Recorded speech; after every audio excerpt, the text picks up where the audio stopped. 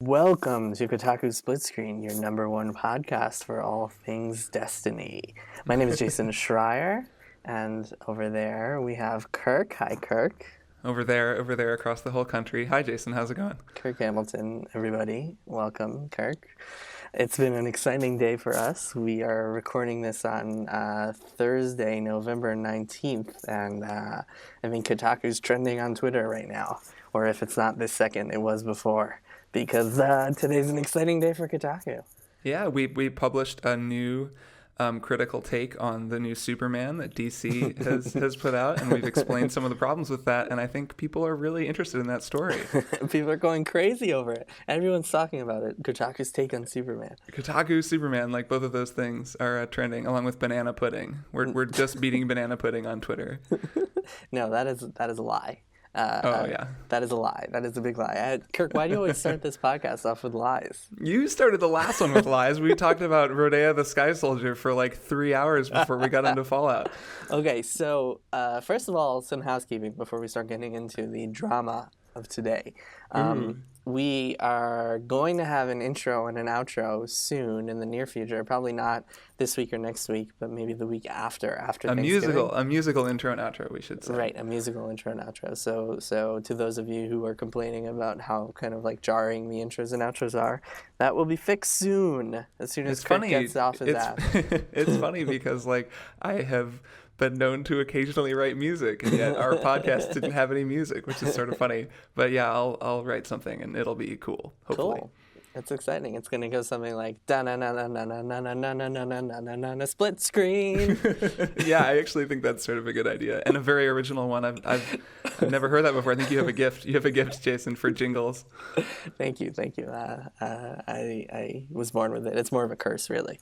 So that's what housekeeping. Also, if you haven't already, please subscribe and leave a review to our lovely podcast. Yeah, we've been getting some good ones. What was the most recent one? Funny ones. They're biased, but it's fun to listen to. Biased and fun to listen to. They like Destiny too much, so there's that. But we got a good one that was talking about how the news is really good, but they sound like hipsters. It was like they're into these weird games that nobody likes. I'm like, dude, all we do is play Fallout and Destiny. I'm not sure what you're talking about.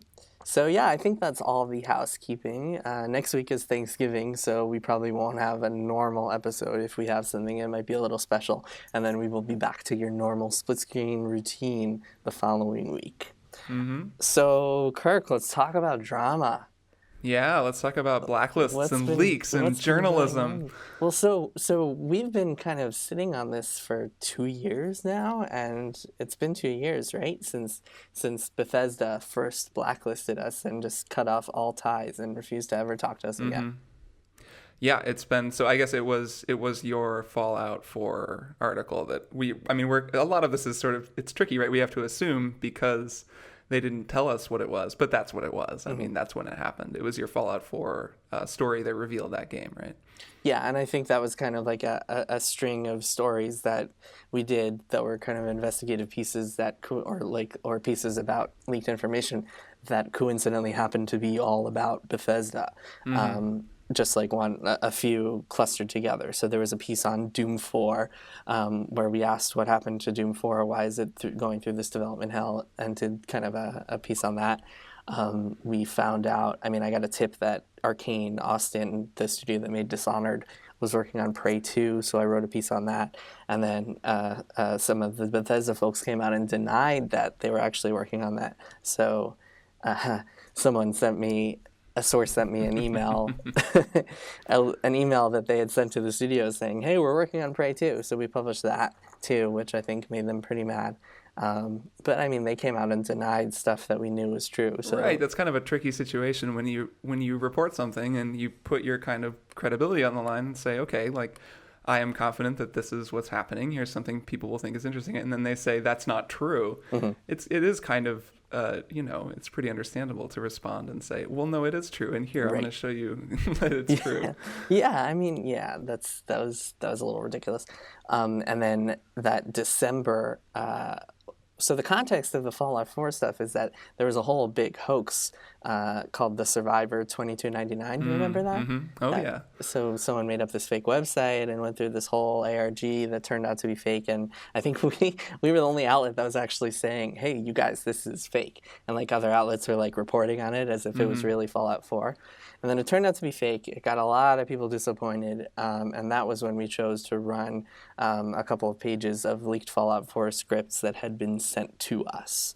I will say that about 10 pages were sent to me. We chose to publish only 2. In those pages, which are totally like the actual scripts that was used in the game, there's all sorts of information about like there's the scene with Piper outside of Diamond City. There's stuff about like player dialogue saying that he's looking for his son and his wife was killed. So all that stuff we left out of the post. It's worth noting because we didn't want to spoil the story for readers like 2 years before it came out. That would be dickish move. And it's kind of funny. I mean, we were talked about this a little bit last week, but it's also kind of funny that we also didn't know, at the time, it was like, well, maybe this will be the plot of the game and maybe not. Right. And it's kind of funny, like looking at it now, I remember talking to you last week and then on the podcast too, just about how, oh shit, like they actually use all of that stuff in the game. Yeah. And the entire intro script that we posted is used verbatim in the game, which is interesting, I thought. I didn't think that it would actually use the exact same stuff in a casting document that they used here. And yeah, we talked about this on last week's episode a little bit. But after that, we basically just got totally cut off by Bethesda. They just wouldn't respond to any emails. They stopped inviting us to any of their events and sending out review copies. The thing that we didn't really care so much about the early review copies, like those aren't as big a deal as they seem, I think. Like from our perspective, it's just like, well, fucking go out and buy the game. Like we don't really care. Well, it's interesting even, like I feel like in some ways it isn't even... Yeah, I mean, I think that people talk a lot about review copies, and there's actually a sort of a weird fixation on them sometimes, like when people talk about games media, because when you talk about being a game critic or a game journalist, one of the things that people always say is, oh, cool, you get like free games ahead of time. And so then it just becomes this whole weird focus where really like a thing we've talked about a lot since this happened is this sort of was around the same time. I can't remember exactly when Steven wrote that article, but we had shifted our focus a while ago to this sort of post-release thing where we're really embedded in games and playing them and talking about people who play games. And really post-release coverage is our bread and butter these days, and it's way more interesting. And covering these games, like we've been covering Fallout 4 for the last 2 weeks. We just went and got the game on the day it came out and started playing it really aggressively and talking about it. And it's been really cool. Like that kind of coverage lines up with what we're doing anyways. So actually it's been instructive almost in some ways, which is like a weird way to think about it, but is definitely true. Yeah, I agree. And I don't think I just pulled up Patricia's review, which ran earlier this week, Wednesday. And it has 258,000 page views, and it's just going to get more over time. So, like, people who think that the traffic matters that much, I think we've found, and we found this with Destiny and many other games, that Kotaku readers are willing to wait for high-quality, thorough reviews, and that we don't need to get them out ASAP. It's cool too. I really like Patricia's review a lot. I think it's great. Oh yeah, it's really a great good. You review. should read it. And if you're listening to this and you haven't read it and you're interested in Fallout 4, go read it. Yeah, you'll like it. And what's cool about the review too is she's down in the comments talking to people, which is neat. And the comments are great because the comments are from people who've actually played the game. Yeah. Which is like a really neat. It's a neat thing about our Destiny coverage too. I think not just reviews of that game, but everything where. It's so cool talking to readers and communicating with readers where they're playing the game too. There's a comment where someone's like, I've played Fallout for 70 hours now and here are my thoughts. And it's this really big, thoughtful comment about the things he likes, the things he doesn't like. Yeah. And that compared to when you see the comments on a review that comes out, a day one review where it's, okay, I played this game 2 weeks before it came out. It's out tomorrow. Here's my review. The comments are always like, what are people going to say? I can't believe you gave this a 7. It's a 9. Yeah, they're like, oh, well, Giant Bomb said this about it or GameSpot said this about it. And you're like, yeah, well, that's understandable because that's all there is to talk about because no one's played it yet. Yeah, you're totally right. And like, it's just so much better for everyone involved. So basically, blacklists are great, and we're, We we're love saying right now blacklists. Well, no, that we no, no, want to no. be Well, blacklisted by everybody. So what I was going to get to is the annoying part of this is that if they just won't respond to us at all. So if we have a news inquiry, it's kind of a pain if a company refuses to even respond to your emails about the most basic shit, like, hey, like, why is this bug like going to be patched out?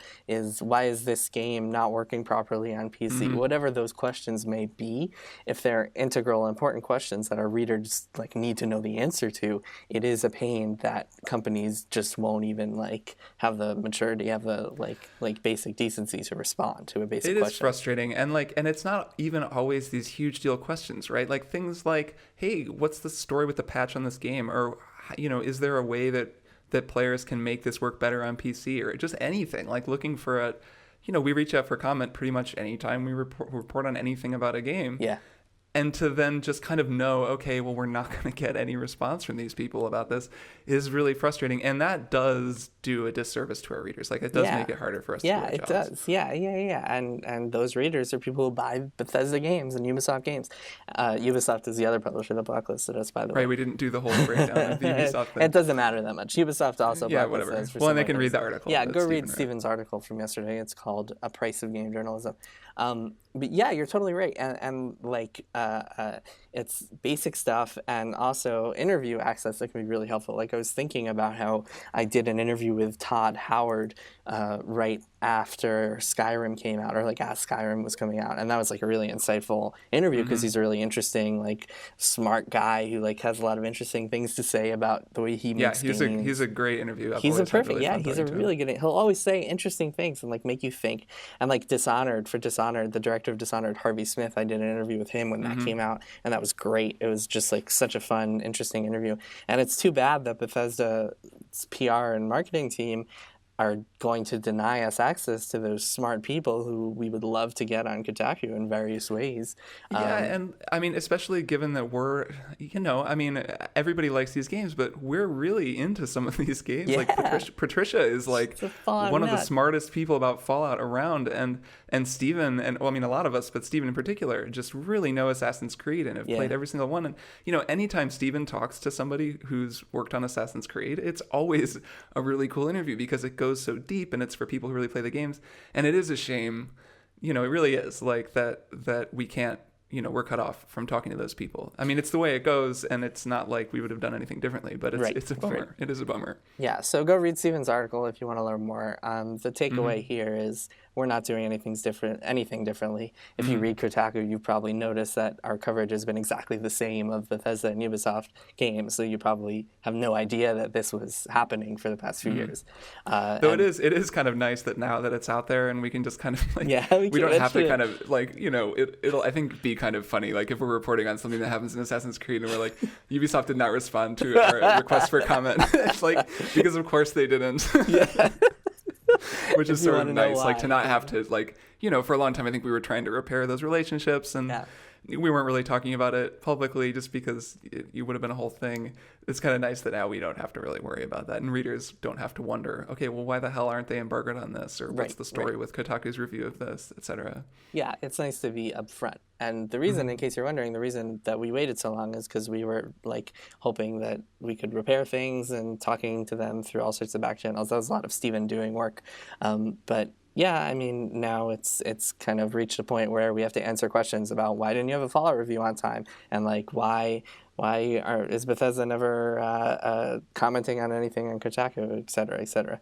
And also it's a news story, like the news of. I was thinking about this before and talking to Steven about it. If it was like Polygon was blacklisted by some game company, we would write a story about that because it's an interesting, like, newsworthy story. So from that perspective, we kind of had to cover it, even if it took us a while. Yeah, I've liked that about, it's funny because this week has been so much like Gawker talking about Gawker and like all of this like Gawker drama in general. Yeah, which is a whole separate thing. But like, I have always appreciated that. Like, I think when Jezebel wrote that article, or published that article about the rape porn thing that they were getting in there, like, it was cool to see then basically say, well, this is something we would have reported on if it was happening to another site. Right. And so right. we're remiss in not reporting on it when it's happening to us. Yes. And yeah, I think that perspective is actually a very interesting and valid one. But anyway, hey, let's talk about Fallout. Yeah, let's talk about a video game. Because despite Bethesda's opinions on us, I cannot stop playing that game. And like last week, we talked about it a lot, and we were kind of shitting on it in a lot of ways. Well, it is funny. Yeah, I listened back to the podcast, and there was a lot of like, well, this sucks and this sucks. Yeah, and this a lot sucks. of grousing. And then I think you and I both played a ton of it over the weekend. Right, that's the thing. I think it's the type of game, like all Bethesda open world RPGs, where like you start it off and you're like, oh my god, this is so clunky, this is so broken. And then you play more and more and you're like, oh, I get it. It is funny, I've found I definitely am having, I'm really into it. I've played my Steam, like I was saying last week, my Steam counter is completely inflated and makes no sense, but I've definitely played like 20 or 30 hours. And it's definitely that Bethesda thing where the game doesn't actually get fun for me until my character is powerful enough that I can actually kind of wreck most enemies that I run into. And then I finally get into this feeling of just, I want to go explore over here. I want to go explore there. Combat is fun. Everything is rewarding. I know what I'm working toward. I'm customizing my guns and all that is cool. So yeah, it was cool to hit that point. So what's your favorite gun? Man, so I roll. It's funny in this game. I am rolling with actual regular guns and not like plasma and laser guns, which isn't how I played New Vegas or Fallout 3. So I think that is kind of because the shooting in this game feels way better to me. It's not as good as Far Cry or like, any like quote actual shooter unquote or whatever, but it's definitely Did you seriously better. just say Far Cry instead of saying Destiny?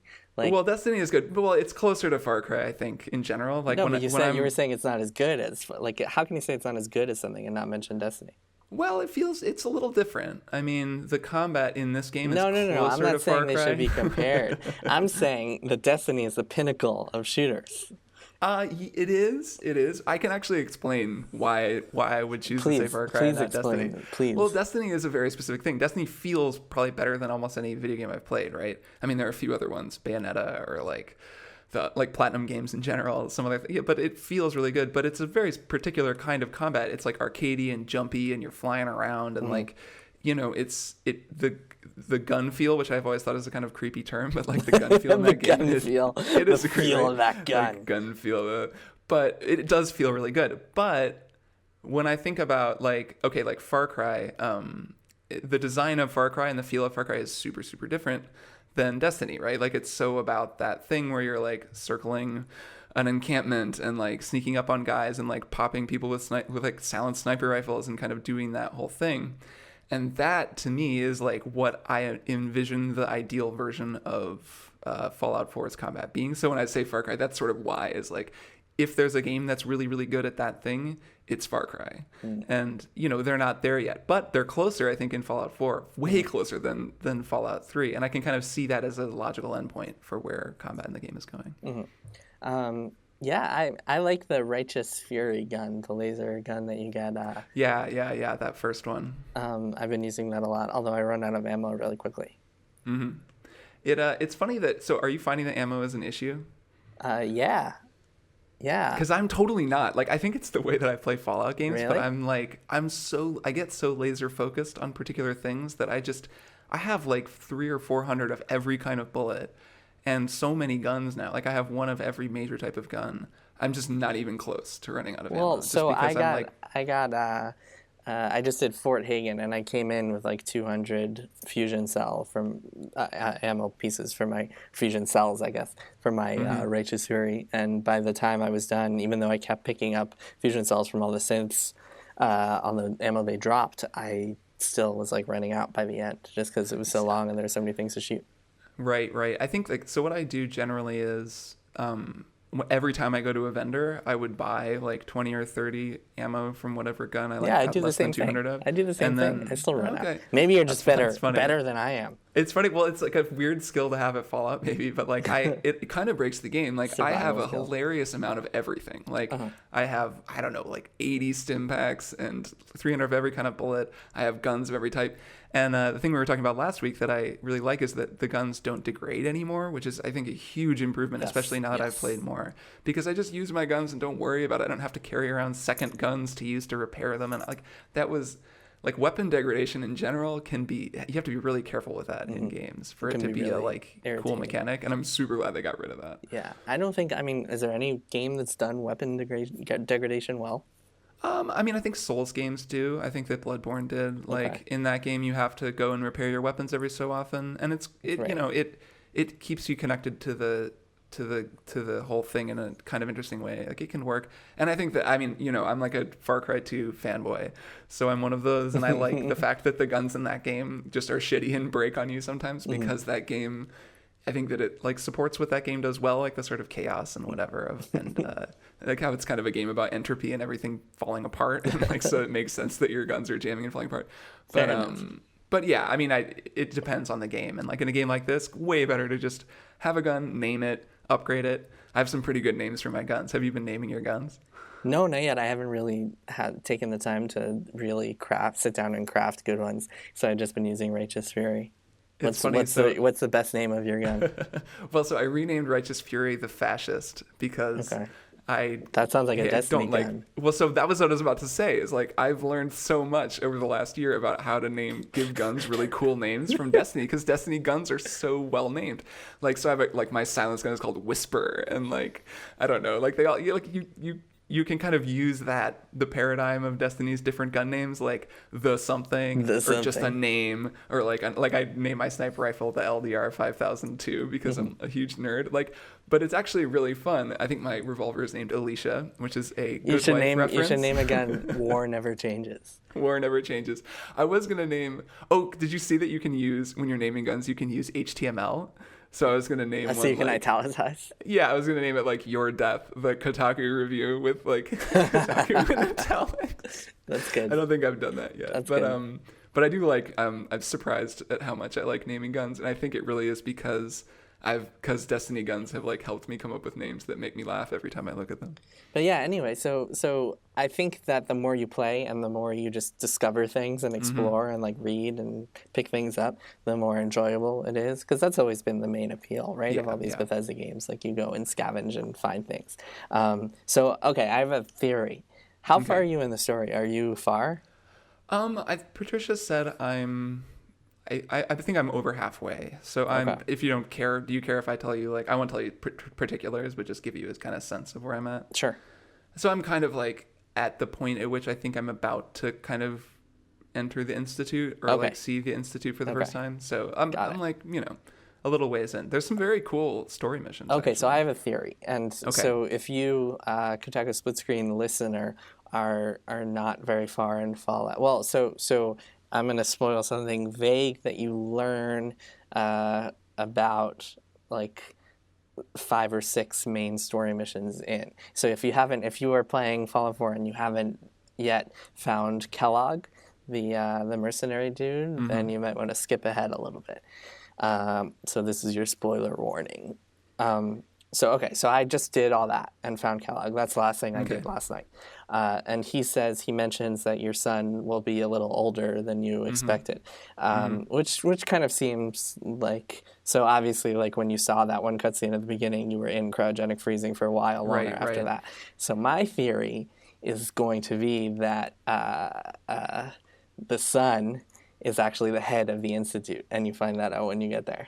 That would be amazing. I don't actually know if that's true yet. I've seen a little more than you. So the mission, it's too bad you haven't done the mission, the very next story mission. It's the one after you find Kellogg. Okay. It's really cool. You'll see. I don't want to spoil it for you. I'll just say that I'm sure some readers who've listened who've done it will be like, yeah, that's a cool mission. It's a really cool mission. It's like one of those standout sort of Fallout missions that's very neat. And you learn a little more there, but I don't know the answer to that. I like that prediction a lot. Yeah, that'd be fun. I mean, I think that regardless, like no matter what your kid is going to be, is clearly older because they took your baby and then you went back, right? And it just wouldn't be that exciting if you were like actually like just finding a baby. Like it's way more interesting to have a kid or It's going to be like that the Angel, the show Angel. It's going to be like Angel and Yeah. Connor. Oh God, that's right. God, that shit went so off the rails. Oh Yeah. man, can we listen? Well, we'll do a podcast all about the Angel and Buffy Angel verse and one Buffy. day. Maybe. Oh man, yes, we have to. Oh man, we'll add it I'm to sure the our list. listeners would love that. We're like, I never really bought the relationship between Cordy and Angel. Oh man, We're just our listener count goes down to like 5 in 1 week. we just fall to the bottom. No, people like that. People like the Whedon verse. That's true. So you saw. Oh, by the way, speaking of the baby, did you see? You saw the mod that turns your your fat boy nukes into babies. That's incredible. Incredible. So good. Just firing babies at There's already everyone, some really good mods for the game. So yeah, and the other thing that really stood out to me was just like wandering around and finding things. Like I was telling you about this the other day. There's this whole side story that you only discover if you read people's terminals and letters and stuff. So like you go and you find this guy Tower Tom in the quest Confidence Man, where you're going to rescue that one dude, and this guy's a bandit, and you read his terminal and you find out he was like blackmailing this chick into sending him food, and then you go and find the chick and like you murder her. There's a whole plot that I won't actually it's funny, after you talked about that, there was another. I went to a school that's like kind of south.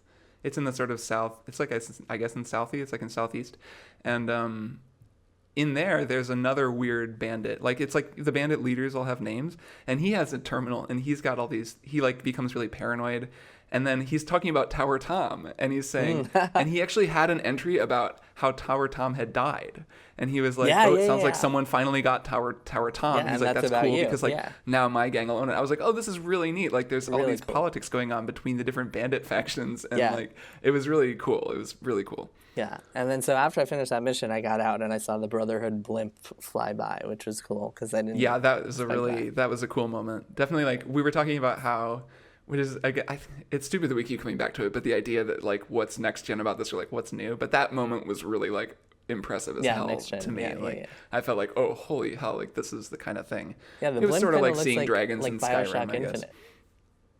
Yeah, there's some kind of BioShocky. I mean, there's always been kind of BioShocky-ness. The colors to this remind me of BioShock Infinite, if that makes sense. Like the light and the blue sky and that stuff. Well, perhaps not so coincidentally, BioShock Infinite was made in Boston. Interesting. I really think it's funny looking at screenshots of this game compared to Fallout 3 and how much more colorful it is, despite the fact that it's still this irradiated wasteland. It really does make the game just way more appealing for me to play for long periods of time, which is kind of a weird thing, but I mean, maybe it's not weird, but it's just nice to look at pretty colors. I guess that's kind of what it comes down to. So you're saying that you just get stoned and play Fallout 4 and just stare at the sky all because day weed is legal in Oregon now. Right, it is legal. That is true. And there's a weed store in Portland. There's like 70 weed stores in Portland. It's like they're all very excited about the so new you law. just sit there and you're like, oh man, I'm gonna take some jet. Take some jet. Is there a weed equivalent in Fallout? There kind of isn't. I don't know. Like there's like steroids, and jet feels sort of like it's like cocaine or whatever. Yeah. It speeds you up. Have you given some to steroids, Mama Murphy? Have you given her some? Yeah, I've been giving it to her, but I kind of stopped. I started feeling weird about it. Plus, it sucks because I've been using that as my base, and so all of my followers are there. So anytime I give her something, everyone who would disapprove of that, they all disapprove at once because they're all just sitting there watching me because they have nothing else to do. So it's like, you gave Mama Murphy some buff out, and then it's just like, everybody didn't like that. I'm like, well, now I feel bad about it. I just wanted to know what my future was going to be. Oh, man. I got Piper to fall in love with me, and now we have a You relationship. did? Yeah. Nice. I didn't even know if that was possible. That's pretty cool. You have to keep flirting with her and like getting her approval on things. If you keep picking locks, she'll keep liking you. Yeah, she loves it when I pick locks. She just thinks it's the best thing ever. She's just really turn-ons when people pick locks. She's like, you know your way around a bobby pin. That's what she said to me. I was like, that's not something that makes any sense. You can't know your way around it. I know my way around a lock, but like, I don't know my way. Like, bobby pin is a pretty straightforward piece of metal. That's a good point. Her Tinder profile is just like bobby pins, lock picking. Bobby pin master. It's like a picture of me unlocking a door. Do you roll with Piper mostly, or is she when I got Nick Valentine, I switched to him, and I figured once I had already romanced her, I could just throw her away. Video games. That's It's how I video game roll. logic. Well, so the funny thing is, I don't know if there's like actually sex scenes like the way there is in Mass Effect, where it's just like the I hope not. Oh my god, most can you awkward thing imagine? They'd be ever. like even more awkward than BioWare sex Yeah. scenes, just like Oh my plastic dolls banging together. Oh my god, and like glitching out. Yeah. They're like Oh my one god. person wearing another Can person you as a hat. Fallout sex scene, it's like Wow. the VATS view. You know how when you die sometimes or like go into VATS, it like cuts your character apart. It's like, oh. yeah, Slow-mo. like ragdolls, like Like different folding body parts everywhere. are selected with like a percentage on them. Oh my god, this seems like a Mega 64 skit in the making right here. If you guys are We have to listening to make this, you can that have game. it. We have to make that game. So anyway, so you get, I think once you start a relationship with her, you get a bonus of some sort when you sleep. So it's like you sleep together and then you get a stat bonus or something. That's kind of cute. Little representation of how it's nice to be in a stable relationship. Yeah. And she actually got blacklisted by Bethesda for investigative reporting. I did enjoy all the stuff in the game about the press and like how important investigative journalism is and stuff. I had to laugh at that a little bit. Speaking the truth, yeah. Yeah, so she's a fun character. But yeah, I ditched her for Valentine because Valentine is awesome. Yeah, so I got to roll with him more. I've been having a hard time with followers a little bit because I find that if I like trigger an enemy's aggro and then go back into stealth, my followers just keep fighting them, or they stop caring about being stealthy. So then suddenly the enemies are all still triggered and shooting at my followers, and it really annoys me. Actually, it even happens with dog meat, and I really like playing stealthy, so that kind of bums me out. But I have really liked going with Piper. I didn't think it would be so cool. And then, yeah, all the stuff she does, like her little call-outs in various areas are really cool and well done. And the way she interviews people is really cool. So I'm imagining Valentine does similar things. I've heard he freaks out when the mysterious stranger turns up, which I really, really want to see, like, in my own game, because that's hilarious. Like, the mysterious stranger is already, like, the funniest thing in the game. So, Yeah, I'll have to play with him. One thing I noticed is that he can hack terminals, as I'm sure you know. That's his specialty. But if you hack a terminal, he'll say something like, "Oh, I can help you out with." "Oh, you've already got it." It's pretty funny. Nice, that's funny. Does Piper pick locks? Is that the deal? Like, is it kind of like she's the lock picker and he's the hacker? Or? I guess so. I mean, she's so into picking locks that I feel Right, like she I would would just assume. like have an orgasm as soon as she started doing it. I definitely. It makes sense, I guess. One thing was it always this way in Fallout games? Speaking of lockpicking, like where every single thing is either a lockpick or a terminal. Yes. Like I almost never find something where there's just a like locked thing with no terminal that opens. Yes, it, that or was the other thing way in around. Fallout So it's 3. I always, remember okay. that I very couldn't quite specifically. remember Because Yeah. they always want to give you the option, like if you want to be Right. a hacking character or a lockpicking character. I'm both. I'm sure you are too. Yeah, I took like basic hacking, but then I just was like, well, I don't need this if I also have lockpicking, which is sort of I don't know. No, that's It not goes- true because terminals also have like logs that you can read. information. Yeah, that's true. I So mean, that's actually it's- better than lockpicking. We were talking about this a little bit, I think, just like in our very exciting Fallout Slack channel. We were talking about how the game doesn't ever lock anything off from you, and like that is kind of a drag sometimes. Like that, we were talking about playing It's a drag that it doesn't lock things out for you. Kind of like it makes it feel so playing a charisma character and having conversations, like how in past games it's felt like there are times where if you piss somebody off or say the wrong thing, they'll just be like, well, fuck off, and they leave, and then there's like a whole quest chain that's just gone. They'll blacklist. Where basically they blacklist your character and it's over. Where in this game I definitely don't get that feeling. Like it might be the new dialogue system, or it just feels like I do the sarcastic response every single time to people because it's funny. A lot of times those lines are really funny, and it never makes a difference. They're never like, oh, well, fine then, fuck off. They're just like, they'll be like, this is no time for jokes. Anyway, and then they say the line of dialogue they would have said anyway. It's like a very more telltale-y kind of thing. Like Yeah, I mean, that's the thing we really talked about before, and also Patricia talked about in the review. The dialogue system really is just a drag. It just really sucks, especially compared to like Pillars of Eternity and Divinity and these other RPGs, The Witcher 3, the RPGs that came out this year that just do so much better things with their dialogue and scripts. Yeah, and it is funny like that, playing it more, and like I really like having a character who talks. I think I'm even more impressed with whoever the actress is who played the female lead. I think she's great, and like her internal monologue can be really good, like where she'll just say little things to herself, like, well, that didn't work or something. Like it's nice to have. I don't mind it as much as I thought I would, but yeah, the thing you're talking about too with like like reading dialogue, like how you would read the things you would say in your head, kind of. And then games like Divinity, well, now they have voice acting in Divinity. No, but it's not just that. I Really mean, weird. like in Pillars of Eternity, if you say something sarcastic, like you were talking about before, that might lead to a different reaction than saying something else. It's more like a tree with branches than it is just like a straightforward path, or you can pick different things, but it doesn't really matter what you pick. Right, it's like how you navigate the same thing that everybody navigates. Exactly. And Pillars is I think a really interesting comparison. They're very, very different, but like that, because that game is like practically a text adventure game or something half the time, and so it lets them just go in crazy directions and like just describe things and get so creative, and it's better in some ways, and I worse than others, but it's just different and interesting.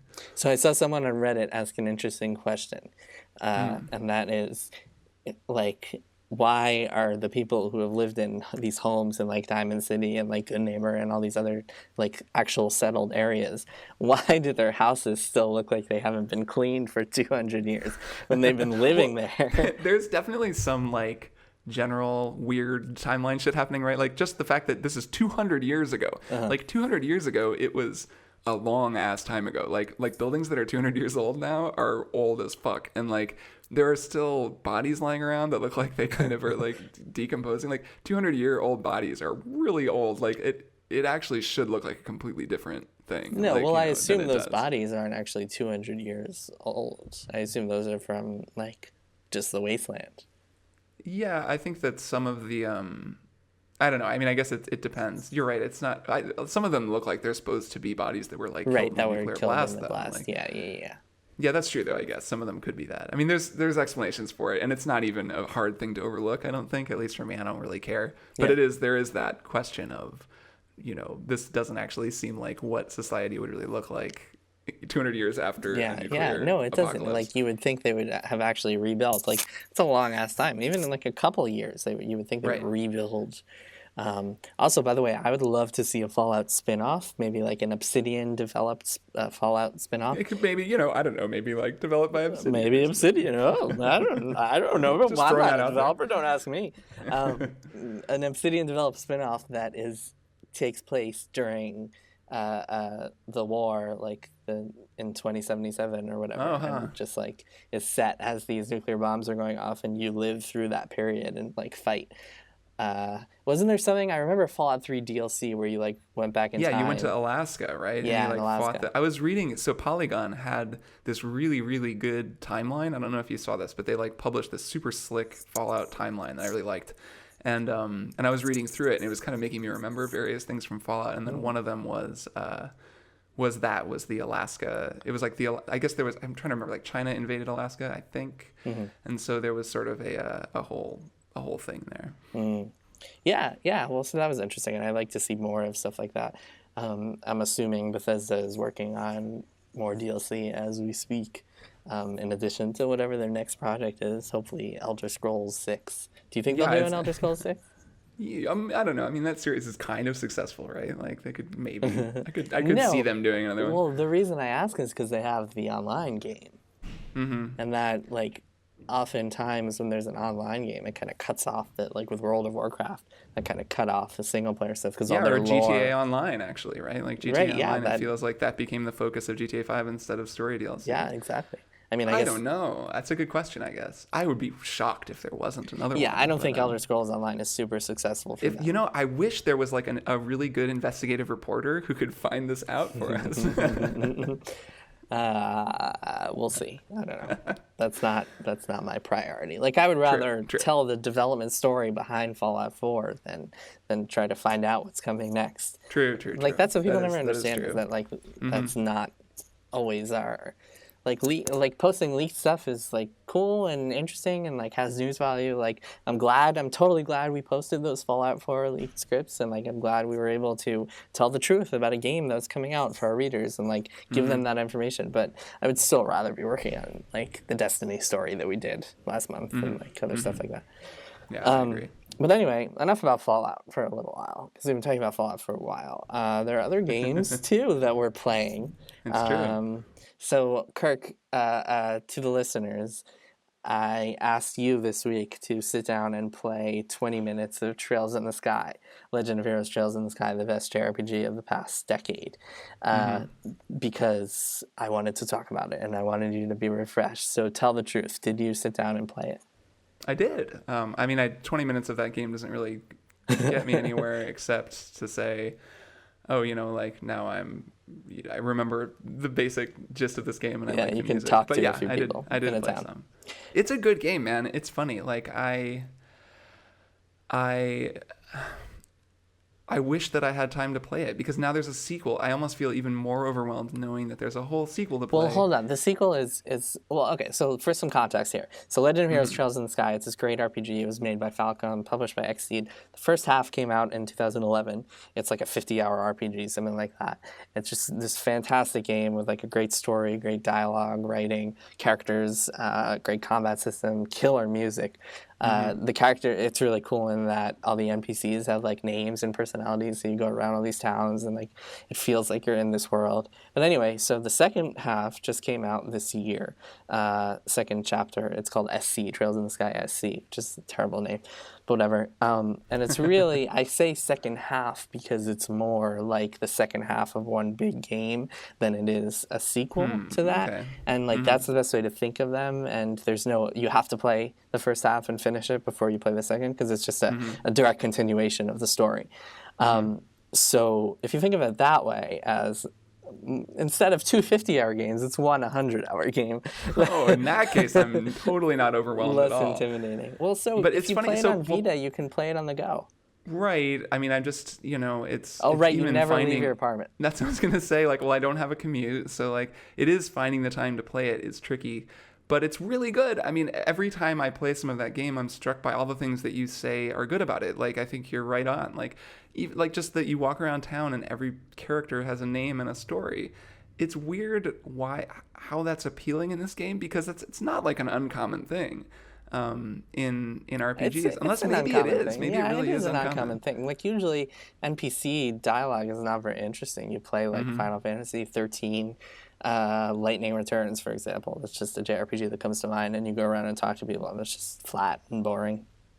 Yeah, and I was thinking more in terms of Western RPGs, but even there, there's like two types of NPCs in every town, right? There's the person with a name who is a character with a story, and then there's the settler, or like townsperson, exactly. who just says like, I hear there are mud crabs down by the water, over and over again. So like, the fact that in Trails, now correct me if I'm wrong, but in Trails there are no characters like that at all. Is that accurate? I mean, you might see the occasional like guardsman, but it's very, very rare. Usually it's like Guardsman Joe and Guardsman Bob, and you talk to them and they're right.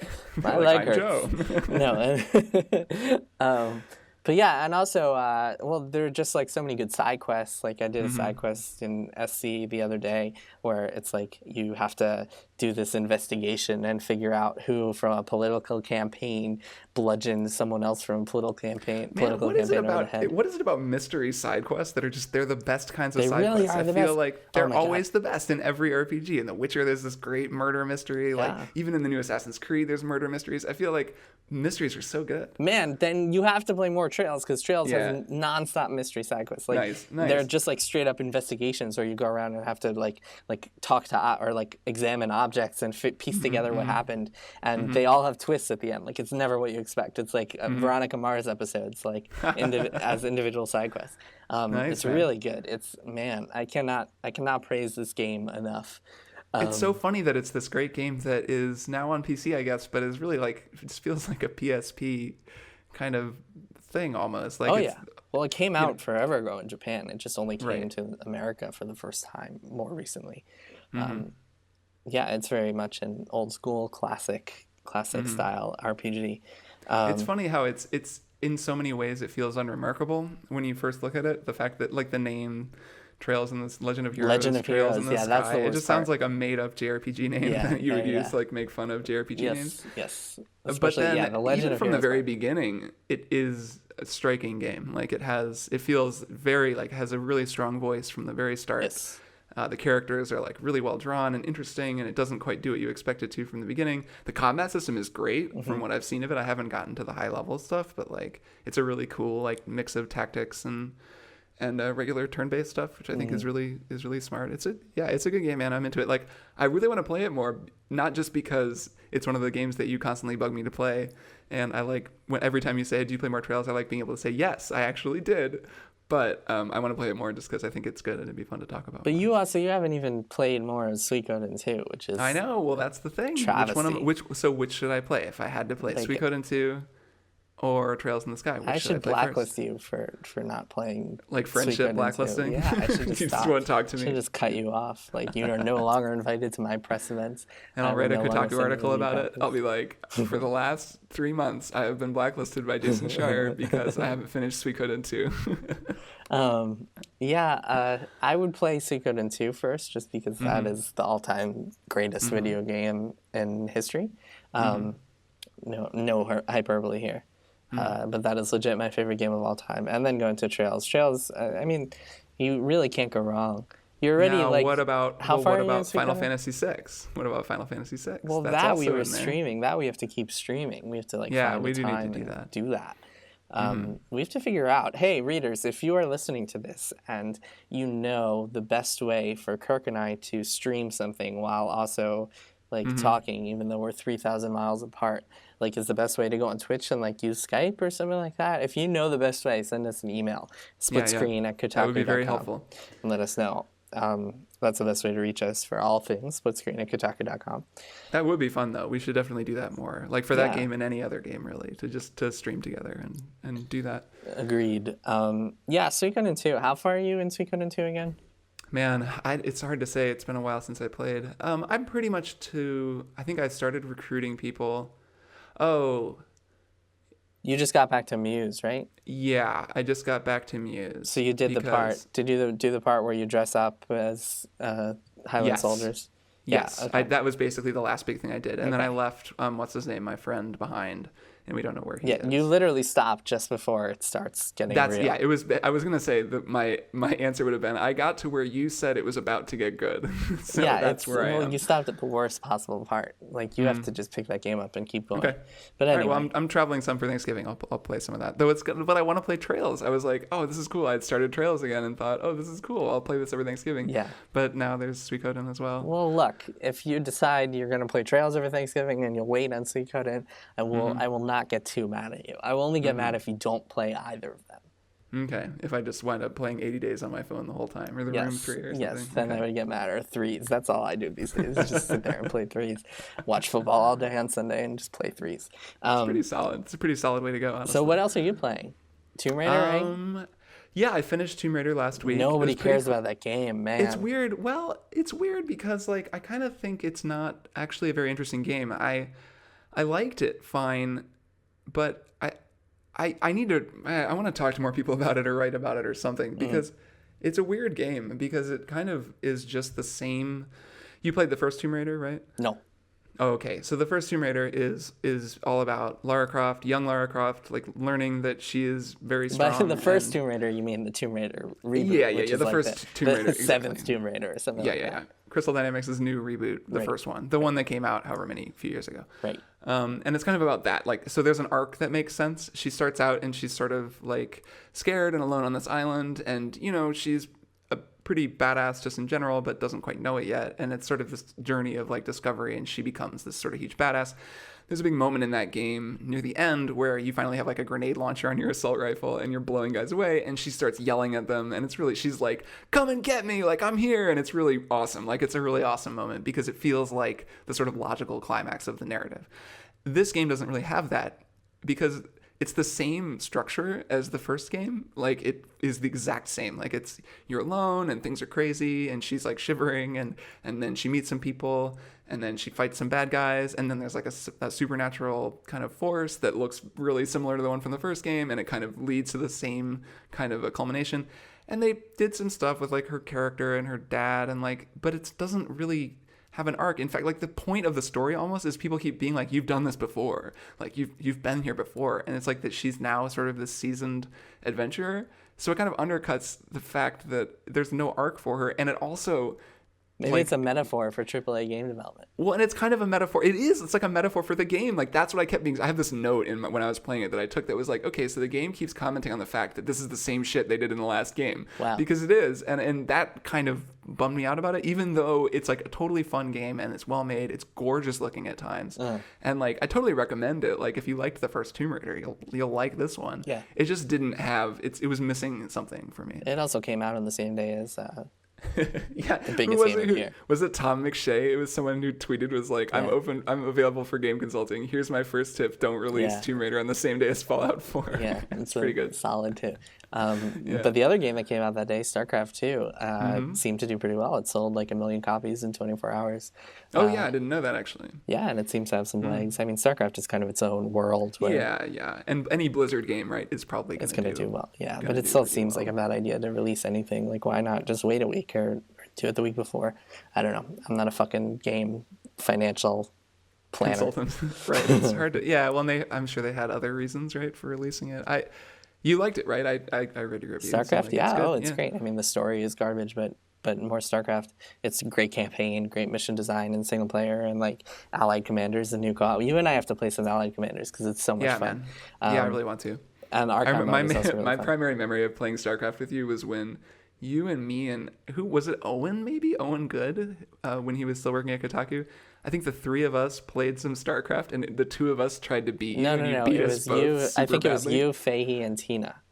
Oh, was that it? And you beat all of us because you're so good at StarCraft. It was 3 versus 1. 3v1, and you just annihilated us. Like, I remember being like, okay, I'm building up my base. This is cool. And then like Jason's army just rolls in and just destroys it. I was like, oh, like, so maybe I should have moved about 100 times faster than I did. Well, so the thing about StarCraft is once you get it, once it clicks for you that you have to be building things while you're doing, you have to be doing multiple things at once, then and you really get the hang of it, then you get really good instantly. It's like an instant cliff that you jump, and then once you hit that, like, obviously there's no way I'm even close to like the level that most people on BattleNet are, but I can hold my own just because I've gotten over that hump. Yeah, I did. I felt like watching when I started watching people play. That was one of the first games that I watched. Actually, I think it was before I knew you, but it was that article that you wrote for Eurogamer. I think The Men Who Stare at Protoss. Yeah, about Day 9. About Day 9 and about like days, people who watch games, and it was sort of like when that was first sort of becoming a thing. And I remember watching it and being like, oh, so this is how you can play StarCraft, like that super aggressive, like kind of almost where you're moving your characters with such deliberateness, and you're really controlling micro movements among them and like moving so quickly. And I was like, oh, this is a completely different rhythm than I've ever played in RTS. So that was really eye-opening. I mean, it would just take some of the muscle memory and learning the keyboard shortcuts, which I haven't really done. Yeah, but you don't even need to be that fast with the keyboard. Like you can set your own shortcuts to like you set 3 to something and 4 to another thing, and like like making macros. And I haven't taken the time to do that. But it does seem like once you get the strategies, you get the strategies. Anything else? I think that's all. I was playing some Xenoblade Chronicles X, which starts off very slowly, and like I kind of hated the first one, unlike most people. I think I'm the only person who's a JRPG fan who didn't I've always like that you're the like stick in the mud about Xenoblade. Yeah, I mean, I don't know. It's just so not my jam. It's so boring and full of filler and just like everything I hate in JRPGs. Even though everyone called it like a revolution for the genre, that's the one thing I've never understood in the past few years. But I've been playing X. I want to give it a chance. I haven't played enough to really have an opinion on it. StarCraft Trails. I started playing Undertale. I played like an hour and a half of that. I got up to the snow part with the Skeleton Bros. Oh, you're farther than me. I just barely started it and was already like, oh, this is really cool game. Yeah, it's interesting. The soundtrack is really good. The combat system is fun. Or combat or non-combat system, whatever. Right, the like talking to people about their feelings system. Yeah. Okay, well, so that's games we're playing. Before we wrap up, there's a reader question that I think we will find amusing. This is a fun one. This is a fun one. I know you're not prepared, but this is a fun one. Okay. Ashraf Azhar, I'm sorry, Ashraf, if I'm mispronouncing that. He says, "Hi, Jason and Kirk. I've been tuning into every podcast since the first, and I'm really enjoying it." Well, thanks, man. Thanks, Ashraf. We appreciate that. Keep listening. he talks about how Cloud is revealed to be joining the Smash Brothers roster last week. That was announced. What do you think this means for the relationship between Nintendo and Square Enix? Do you think that this announcement could possibly hint at a big collaboration between the two companies? And if so, what would you want to see come out of it? In before Final Fantasy Tennis. That would be fun. They've done some collaborations over the years, and I'll go first. I'll answer this first. So you can think about it. First of all, yeah, Nintendo and Square Enix have always had a weird relationship because Final Fantasy was always on Nintendo platforms until it switched to PlayStation in the 90s with Final Fantasy VII. And since then, all the main Final Fantasy games have been on Sony and then Microsoft platforms and not Nintendo. But Nintendo and Square have always worked together on all sorts of games, like Crystal Chronicles was on Nintendo stuff, and like a lot of handheld stuff. There's a Mario basketball game that Square Enix made that's pretty funny. Really? I didn't know that. Yeah, they're like 3-on-3 Mario basketball. Theater Rhythm, Final Fantasy Theater Rhythm was 3DS, and Final Fantasy Explorers is coming out. And there were some GBA remakes of Final Fantasy games. Anyway, they've always been working closely together. I actually heard recently a rumor of some sort of big collaboration between Square and Nintendo outside of the cloud thing, but I don't know anything about it. It's just vague details. If I learn more, I will inform Kotaku readers. I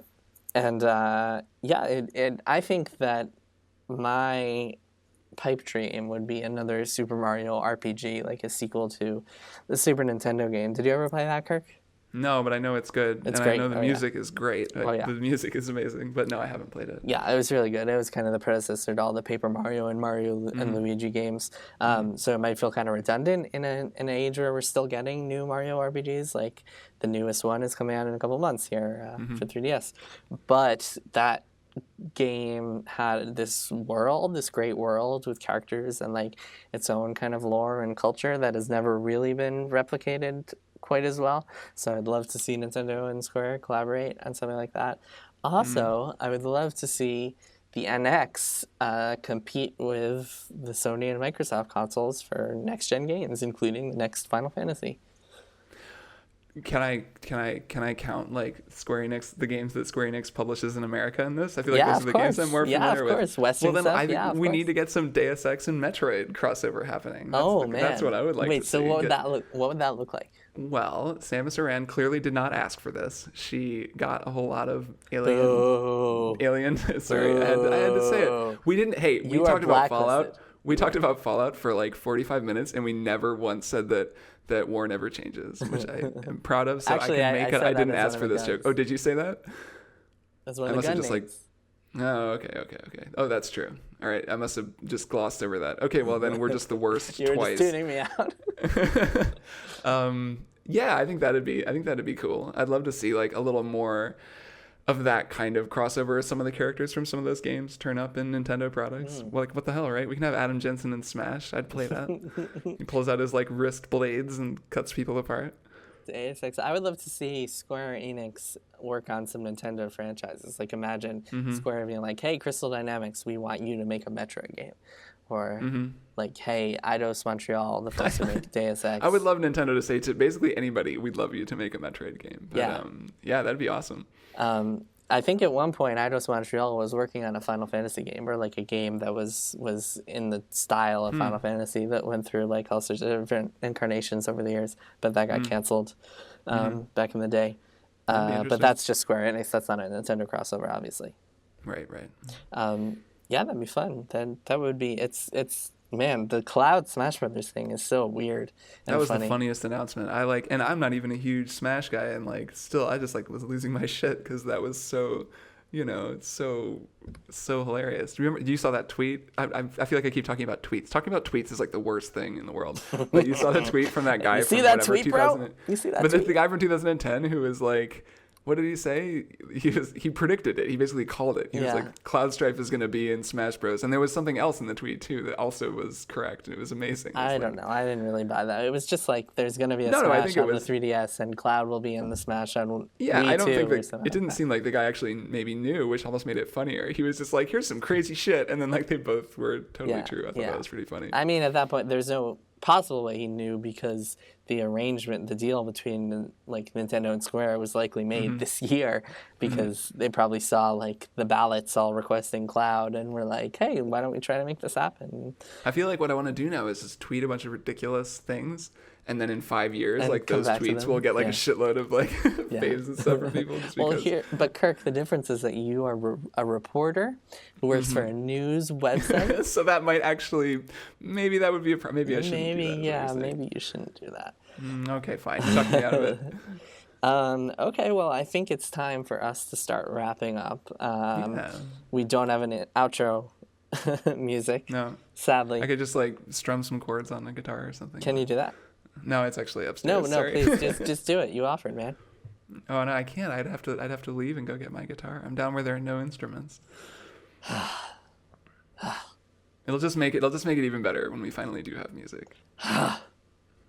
For now, I'll just sing. Split screen. Okay, folks. Thank you so much for listening. Make sure you hit the subscribe button on iTunes or RSS or whatever else. Follow us on Twitter, on Kotaku. If you want to reach out, ask some questions for the podcast, send suggestions, tell Kirk that he looks fat, just email splitscreen@kotaku.com. And that's about it, right? Any final parting thoughts? No, that'll do it. I hope everybody has a great weekend. All right, you ready, Kirk? Yeah. Split screen. Bye, everybody.